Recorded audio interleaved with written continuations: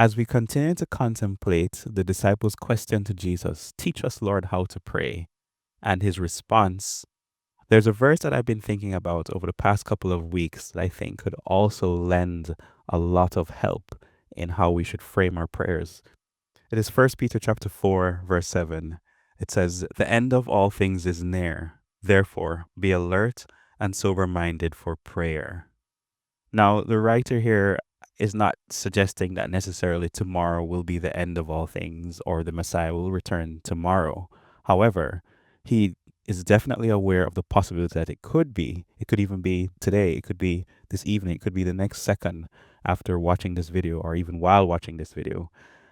The point that I believe he's making is that we should always frame our prayers in that light. Because if all the things that we are praying about would have no value if the end was tomorrow, then those things we should probably give less attention to and start giving attention to the things that God would want us to care about.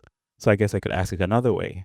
Are the things that you are praying for today, will they have any value or purpose if the end was tomorrow? Let that sink in. It also could be helpful to realize that God is more concerned about us than the things that we are concerned about. That also means that God is concerned about our life and our well-being, and even more than that, abundant life and everlasting life that comes through him. And this takes us back to the idea about praying about the spiritual things, the things that will live past if destruction comes tomorrow or if our life ends tomorrow, not the temporal material things that will have no value. What are these things? There are a bunch of things. The whole Bible is dedicated to teaching us these things. And I would suggest that we should prioritize our time in finding out and learning what these things are and spending time in God's word and in prayer to know it. There are 7 things that I will just mention quickly that I find in John chapter 17 that I believe could help us frame our prayers in a more sober way. John chapter 17 is a prayer that Jesus prays the day before he's about to die, so I believe it is quite fitting.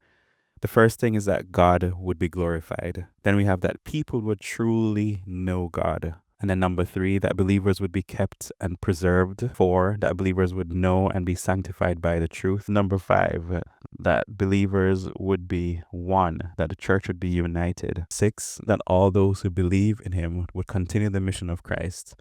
And then number 7, that the love of the Father would dwell in all of those who seek after God richly and fully. That brings us to the second part of what we read earlier in 1 Peter chapter 4, verse 7 and 8, that our lives will reflect God's love because love covers a multitude of sin. So the encouragement today is really to think about that question. If the end of all things was tomorrow, or if our life was to end tomorrow, would the things that we are praying for today matter? And if not, we should seek to know the things that will and focus our attention and prayers on those things so that the name of God can be glorified and his kingdom can be established. Blessings on you.